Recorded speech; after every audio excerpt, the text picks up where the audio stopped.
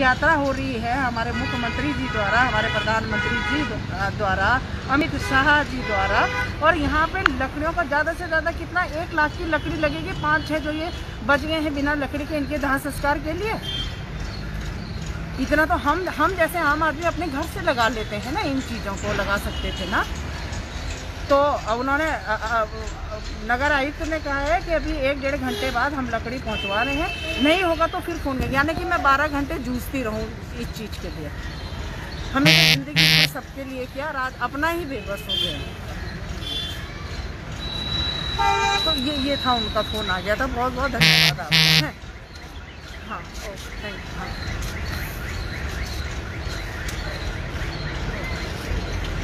Ma'am क्या हुआ था?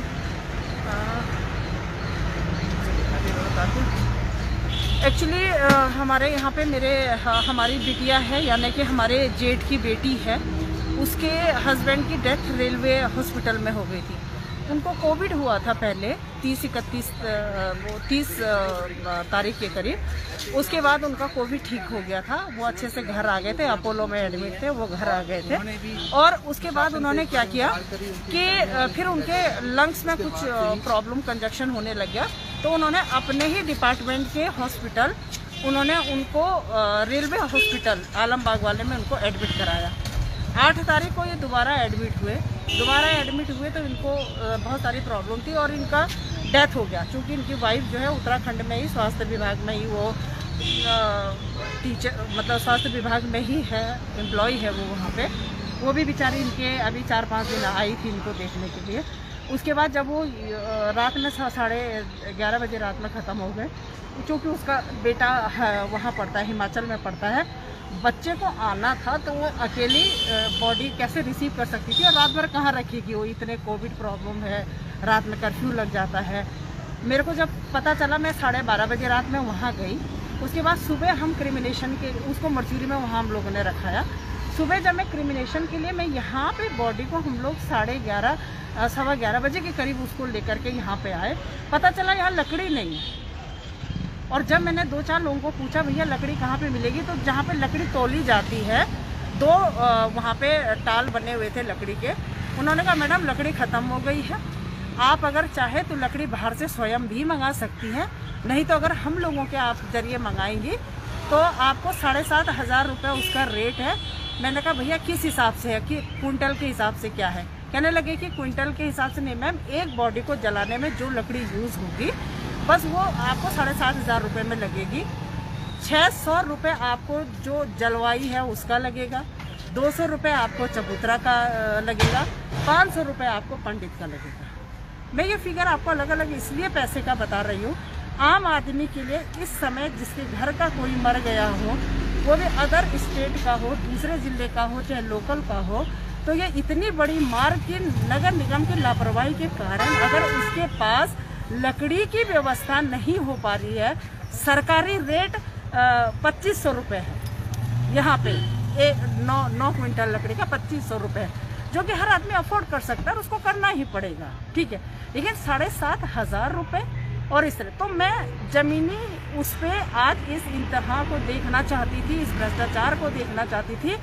इस समय आप लगा लीजिए सुबह 11:30 बजे से लेकर के अभी तक हमारी डेड बॉडी नीचे ही रखी हुई है और मैं अभी तक इंतज़ार कर रही हूँ, क्योंकि अब बहुत ज़्यादा हो गया है। किसी भी तरह अभी मैं बहुत थैंक यू बोलूँगी कमिश्नर साहब DK ठाकुर साहब को, उनका वहाँ से फ़ोन आया था। उन्होंने मुझे विश्वास दिलाया है कि हाँ अब आप लोगों को 1-1.5 घंटे में लकड़ी पहुंच जाएगी वहाँ पे, क्योंकि 4-5 और बॉडी हैं वहाँ पे जो बेचारे खुद मंगा रहे हैं या इंतज़ार कर रहे हैं, जिसमें से एक हमारी भी है। लेकिन बात यह होती है कि मैं आखिर कब तक इंतज़ार करूँगी। मैंने मंगवा दी है लकड़ी, अब जा कर के मैं इतने लंबे प्रोसीजर और इतने लंबे अमानवीय व्यवहार के बाद अब हम उनका क्रिमिनल। नगर निगम से कॉन्टेक्ट किया? बिल्कुल किया, नगर आयुक्त सर आए थे यहाँ पे, क्योंकि मैंने सोशल मीडिया पे, मैं बहुत ज़्यादा परेशान थी सोशल मीडिया पे। यहाँ पे जब मैंने डाला उस चीज़ को तो हमारे मीडिया भाई बंधुओं को उस चीज़ का पता चला, तो उन लोगों ने मुझे कांटेक्ट करना चाहा। तो मैंने कहा मैं यहाँ पे भैंसा कुंड में हूँ, आप लाइव स्थिति देख सकते हैं। क्योंकि वहाँ पे तो जब यहाँ पे कुछ हमारे इलेक्ट्रॉनिक मीडिया, प्रिंट मीडिया से कुछ मीडिया भाई बनता है, तो नगर निगम से नगर आयुक्त जो है वो थोड़ा सा गुस्सा हो गए। उन्होंने कहा आप लोग ये वीडियोग्राफी और ये सब क्यों करवा रहे हैं, ये इशू बना रहे हैं। बिना मुझको जवाब दिए वो वहाँ से निकल गए। मैंने बहुत परेशान से आवाज़ पीछे से लगा के कही, मैंने कहा सर ये बॉडी का क्या होगा फिर, अभी यहाँ तो लकड़ी की व्यवस्था भी नहीं है, क्या मैं मंगा लूँ या क्या व्यवस्था हो जाएगी। उन्होंने मुझे कोई जवाब नहीं दिया। मैम काफ़ी भावुक हो गई थी अभी आप? जी होता है, क्योंकि देखिए मैं आपको बताती हूँ, एक ज़मीनी हकीकत में मैं आज वाकई देखना चाहती थी कि इस दुनिया में भ्रष्टाचार कितना है। कम से कम उत्तर प्रदेश का आप ये देखिए, जितना चुनाव की रैलियों में हमारे सभी जितने भी हमारे लोग हैं, मैं आदरणीय मुख्यमंत्री जी को भी कहना चाहूँगी, हमारे प्रधानमंत्री जी को भी कहना चाहूँगी, अमित शाह जी को भी कहना चाहूँगी, अन्य तमाम उन लोगों को जिनको हम अपने टैक्स का पैसे दे करके, अपनी भावनाओं से, अपनी उम्मीदों से वोट दे करके इन जगहों पे बैठाते हैं।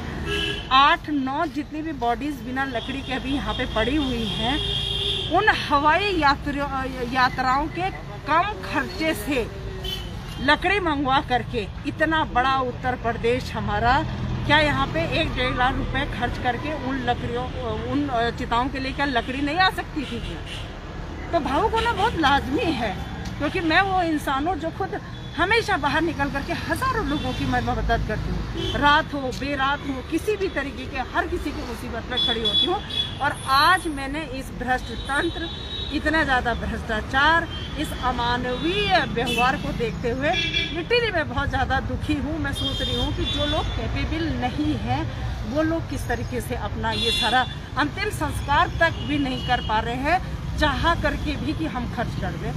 तो आप बताइए, इंसान तो भावुक होगा ही होगा ना। ये थी हमारे साथ सुमन सिंह रावत, सोशल वर्कर हैं।